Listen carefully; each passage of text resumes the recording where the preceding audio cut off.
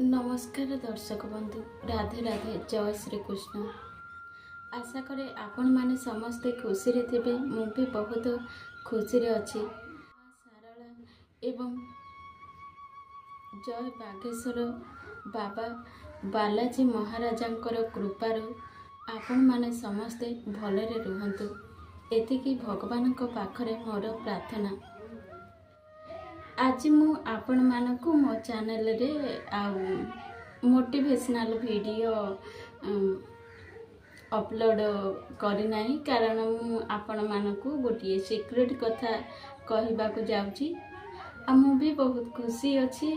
मु केबे स्वप्न रे भी सुधा भाबी नथिली जे मु एतिकी टाइम भितरे मोर टार्गेट कंप्लीट हे जिवो आ मु सक्सेस माने यूट्यूब रे सक्सेस हेबी बोली बस भगवानकर दयारू माँ सारला बागेश्वर बाबा बालाजी महाराजंकर कृपार मु आज मोर से टार्गेट कंप्लीट करछि बहुत कम समय।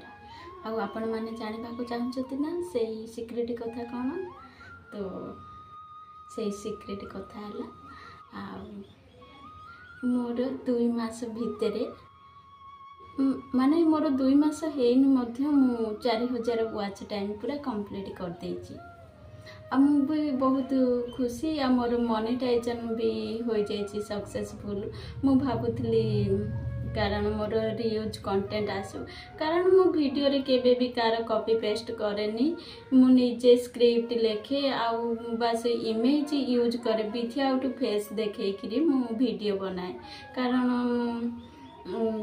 कैमरा सामना को आसिकरी कहि परिबार मोर सेते साहस होएनी। मु कहि पारेनी, सेथि मु विथआउट फेस देखे कि वीडियो बनाए। मु केबे भी मो चैनल रे केबे कहार कॉपी पेस्ट वीडियो बनाएनी कि माने एआई वॉइस केबे भी अपलोड करेनी। मु निजर वॉइस ही रिकॉर्डिंग करे आउ एडिटिंग करी कि मु अपलोड करे। मोर आगुरु गोटे एम थिला, कारण मु भगवान को विषय मु भी किछि कहबा को, कारण मु जेते बेले देखे सब मोटिवेशनल वीडियो, मु प्राय मोटिवेशनल वीडियो देखे आ मते भी इच्छा हुए मु भगवान को विषय प्रचार करी बोली, किंतु से सुजोग नथिला आउ सेतिकी मोर भी साहस नथिला। किंतु भगवान को दयार मोर आज सेतिकी फुलफिल हे गला। आउ फाइनल मु भी बहुत खुशी जे आउ मोर मोनेटाइजेशन हो जाइछि आउ अप्लाई मध्य कर देछि। बस गूगल एडसेंस आसीबा पई बाकी अछि, आसिले मु आपण मानकु शेयर करबी। आउ एमिति मो वीडियो को आपण माने देखंतु, सांग मानकु शेयर करंतु, सपोर्ट करंतु और कमेंट करंतु केमितिका वीडियो आपण माने चाहुचंती से विषय रे आउरी आपण मानकु नुआ नुआ ज्ञान नै करी आसबी।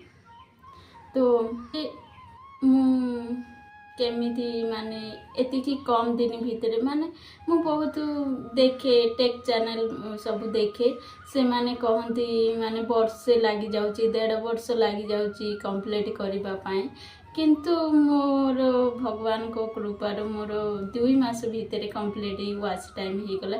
से पुणी 4000 एबो बहुत खुशी लागिला। जेते बेले मोर मोनेटाइजेशन सक्सेस होई गला, मु भी भाबिली मु भी जने माने आगुरु तो स्वप्न थिला मु हेबा पाए, किंतु मोर सेते ये माने यूट्यूब विषय भी नॉलेज नाही। मु बस वीडियो अपलोड करे हबो कि नाही एमती व्यू आसे। स्टार्टिंग रे तो समस्तंकर चैनल रे कम व्यू आसे, किंतु मो वीडियो बहुत अपलोड करे। स्टार्टिंग रे मु लॉन्ग वीडियो अपलोड करथिली, किंतु सेतिकी रे जदी कम व्यू आसिल गुरु मु भाबली माने कम माने बहुत कम आसिला। आउ सेते माने चैनल ये ग्रो कलानी, तो मु शॉर्ट फ्री अपलोड कली। शॉर्ट लॉन्ग दुईटी जाक अपलोड करिबार। आ मो चैनल रे पर डे 2-3टा वीडियो अपलोड करे, तो सेथि पई मोर माने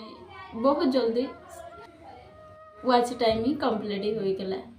ତ ମୋତେ ବି ଆଉ ଆପଣମାନଙ୍କୁ ମୁଁ ଗୋଟେ ଟେକ୍ ଚ୍ୟାନେଲ୍ ଖୋଲିବାକୁ ଯାଉଛି। ସେଇ ଚ୍ୟାନେଲ୍ ମଧ୍ୟ ମୁଁ କେମିତି ୟୁଟ୍ୟୁବକୁ ଆସିଲି, ମୋର ୟୁଟ୍ୟୁବରେ ଜର୍ଣ୍ଣି କେମିତି ଥିଲା, ଆଉ ମୁଁ ୟୁଟ୍ୟୁବ ପାଇଁ କେତେ ସଂଘର୍ଷ କରିଛି, କେତେ କଷ୍ଟ କରିଛି।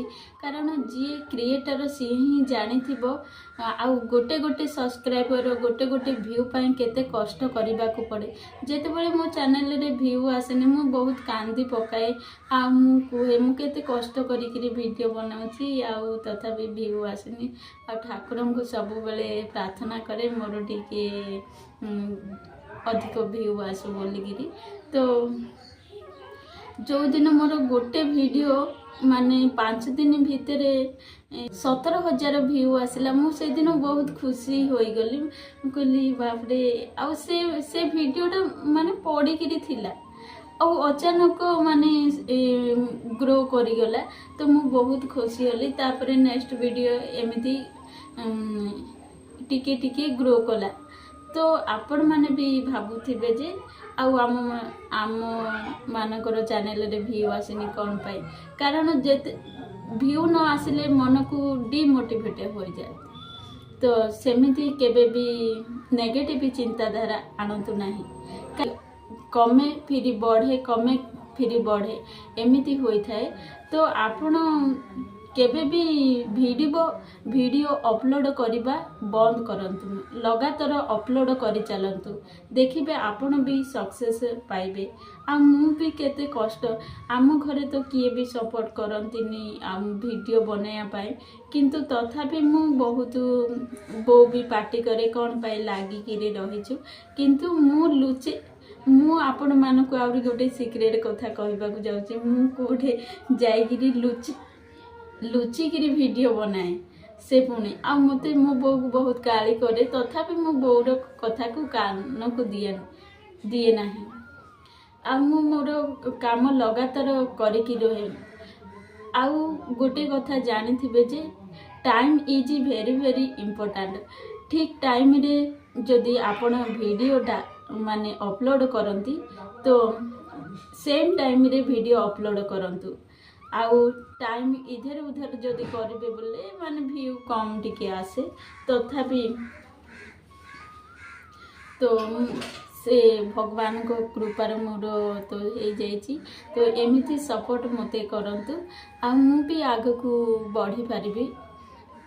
ଆଉ ମୁଁ ନେକ୍ସଟ ଚ୍ୟାନେଲରେ ଆପଣମାନଙ୍କୁ ବତେଇବି ଯେ ମୁଁ କେମିତି ସକ୍ସେସ୍ ହେଲି, ଆଉ ମୋର ୟୁଟ୍ୟୁବ୍ ଜର୍ଣ୍ଣି କେମିତି ଥିଲା, ଆଉ ମୁଁ କେଉଁଠି ଯାଇକିରି ଭିଡ଼ିଓ ବନାଏ, ଆଉ ସବୁକିଛି ସେ ଚ୍ୟାନେଲରେ ମୁଁ ଆପଣମାନଙ୍କୁ ସେୟାର କରିବି।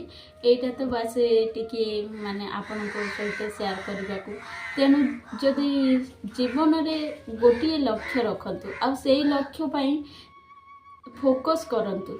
କାରଣ ଆଜିର ଦୁନିଆ ହେଉଛି ଏକ ସ୍ୱାର୍ଥପର ଦୁନିଆ। ଏଠି କେହି ବି କେବେ ଚାହାନ୍ତିନି ଯେ ଆଉ ଜଣେ ସକ୍ସେସ୍ ହଉ ଆଉ ସିଏ ଜୀବନରେ କିଛି କରି, ସେମାନେ ସବୁଦିନେ ମାନେ ତଳକୁ ଝିଙ୍କିବା ପାଇଁ ଚାହିଁଥାନ୍ତି। ତ ସେମାନଙ୍କର କଥାକୁ କେବେ କାନ ଦିଅନ୍ତୁ ନାହିଁ। ଆଉ ଆପଣଙ୍କର ଲକ୍ଷ୍ୟକୁ ଫୋକସ୍ କରନ୍ତୁ ଆଉ ଲକ୍ଷ୍ୟ ସ୍ଥଳରେ ପହଞ୍ଚିବା ପାଇଁ ସେତିକି କଷ୍ଟ ପରିଶ୍ରମ କରନ୍ତୁ। ତେବେ ଯାଇ ଭଗବାନ ମଧ୍ୟ, ଯିଏ କଷ୍ଟ କରିଥାଏ ନା, ଭଗବାନ ମଧ୍ୟ ହାର ମାନିଯାଆନ୍ତି ଆଉ ସେଠି ତାଙ୍କୁ ଟିକେ ଫଳ ମିଳିଥାଏ।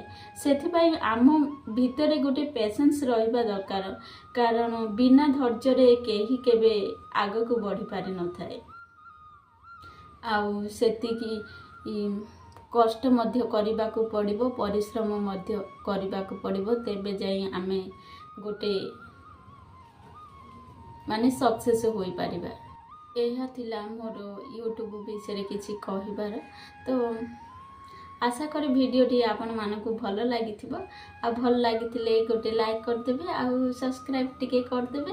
ଆଉ ଆମ ଚ୍ୟାନେଲକୁ ସାଙ୍ଗମାନଙ୍କୁ ଅଧିକରୁ ଅଧିକ ସେୟାର କରନ୍ତୁ। ଜୟ ବାଲାଜୀ ମହାରାଜ, ଜୟ ମା ଶାରଳା, ଆଉ ଜୟ ବାଗେଶ୍ୱର ବାବା, ଜୟ ଜଗନ୍ନାଥ। ସମସ୍ତଙ୍କୁ ମଙ୍ଗଳ କରନ୍ତୁ, ସମସ୍ତଙ୍କୁ ଭଲରେ ରଖନ୍ତୁ।